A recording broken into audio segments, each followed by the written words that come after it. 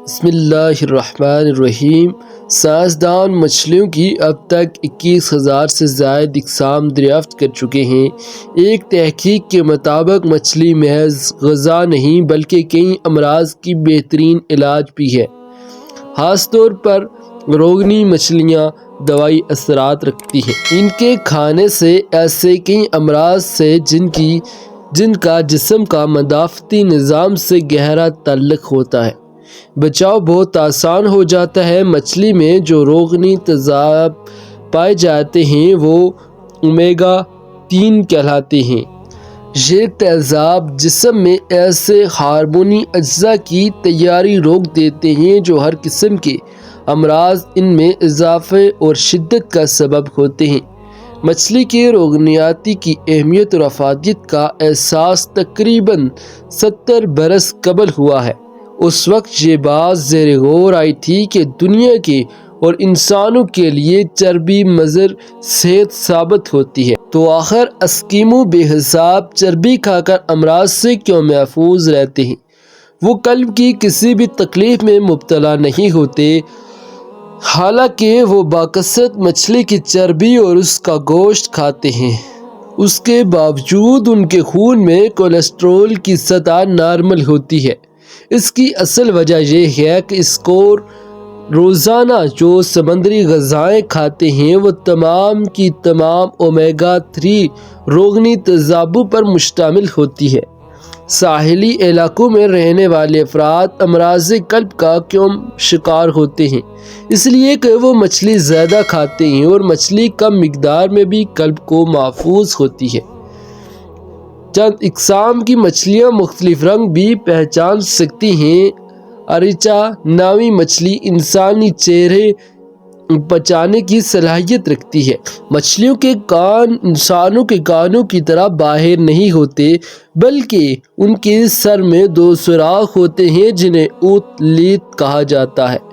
ان کے ذریعے آوازوں کو سنتی ہیں، جبکہ ان کی جلد پر موجود لیترل لائنز بھی انہیں دائمی آوازیں اور پانی میں ہونے والی غیر معمولی حرکتوں کو محسوس کرنے میں مدد دیتی ہیں۔ الیکٹرک ایل ایک ایسی مچھلی ہے جسے ہاتھ لگانے سے 600 وولٹ بجلی کا جھٹکا لگتا ہے۔ حضرت علی کی خدمت میں ایک شخص آ کر کہنے لگا، یا علی، ہر جانور کے منہ میں زبان ہوتی ہے، لیکن مچھلی کے منہ میں زبان کیوں نہیں ہوتی، اور مچھلی پانی میں ہی کیوں رہتی ہے؟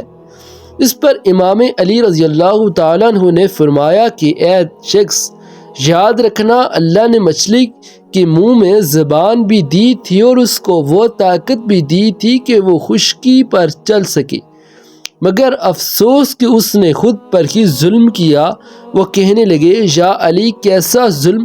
امام علی نے فرمایا کہ جب اللہ نے آدم علیہ السلام میں روح کو ڈالا اور یہ حکم دیا کہ ہر فرشتہ اس کو سجدہ کرے، اور شیطان انکار کر بیٹھا، اللہ کی نافرمانی کر کے یہ کہنے لگا کہ میں آگ سے بنا ہوا ہوں اور یہ تو مٹی کا بنا ہے، تو یوں شیطان کو اللہ نے اپنے دربار سے نکال دیا۔ وہ بدصورت بن کر زمین پر جیسے گرا، انسان سے حسد اور نفرت کے ساتھ چیخنے لگا اور ہر کسی کو بتانے لگا کہ انسان زمین پر ظلم کرے گا۔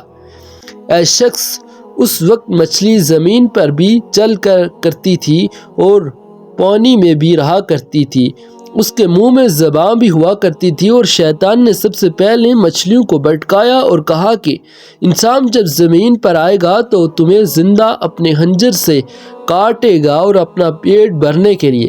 مچھلی نے جب یہ سنا تو وہ سمندر میں ہر ایک آبی مخلوق کو انسان کے خلاف کرنے لگی، تو یوں اللہ نے مچھلی کے منہ سے زبان کو غائب کر کے اس کی جگہ وبال پیدا کر دیا، اور یہ حکم نافذ کیا کہ کوئی بھی انسان تمہیں زندہ نہیں کاٹے گا، تمہیں حد قدرت نے پانی تک رکھ دی ہے۔